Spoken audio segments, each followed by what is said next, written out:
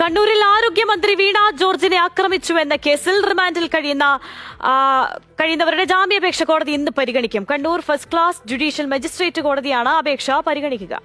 KSU ജില്ലാ president Atul, Akshay, Mubas, Yasin, ബിത്തുൽ എന്നിവരെയാണ് കേസിൽ റിമാൻഡ് ചെയ്തത്. ലിനറ്റ് വർഗീസ് ചേരുന്നുണ്ട് വിവരങ്ങളുമായി. ലിനറ്റ്, എന്തായിരിക്കും ഇനി ഈ കേസിന്റെ മുന്നോട്ട് പോക്ക്? എന്തൊക്കെയാണ് വിവരങ്ങൾ?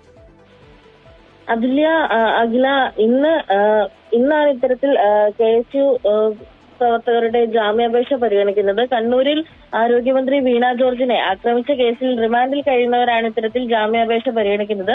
Kannur first class judicial magistrate കോടതിയാണ് പരിഗണിക്കുക. KSU ജില്ലാ പ്രസിഡന്റ് അതുൽ അടക്കമുള്ള 5 പ്രവർത്തകരുടെ റിമാൻഡ് കഴിയുന്നുണ്ട്. അവരുടെ ജാമ്യാപേക്ഷയാണ് ഇത്തരത്തിൽ പരിഗണിക്കുന്നത്. അവരെ മാർച്ച് 12 വരെയാണ് റിമാൻഡ് ചെയ്തിരിക്കുന്നത്. കണ്ണൂർ റെയിൽവേ പോലീസാണ് ഇത്തരത്തിൽ കേസെടുത്തിരിക്കുന്നത്. പ്രത്യേകിച്ച് ആരോഗ്യമന്ത്രിയുടെ ഈ ഒരു പ്രതിഷേധത്തിൽ വലിയ രീതിയിലുള്ള പ്രശ്നങ്ങളാണ് കേരളത്തിലുടനീളം ഉണ്ടായിരുന്നത്.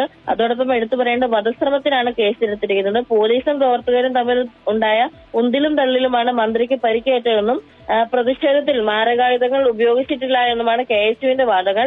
അതേസമയം തന്നെ റെയിൽവേ സ്റ്റേഷനിലെ CCTV ദൃശ്യങ്ങൾ കോടതി പരിശോധിക്കണമെന്നാണ് KSU ആവശ്യപ്പെടുന്നത്. ഇതിലൊരു തീരുമാനം ഇന്നുണ്ടാകുമെന്നുള്ള പ്രതീക്ഷയിലാണ് KSU പ്രവർത്തകർ. അഖില, ലിനറ്റാണ് വിവരങ്ങൾ നൽകിയത്.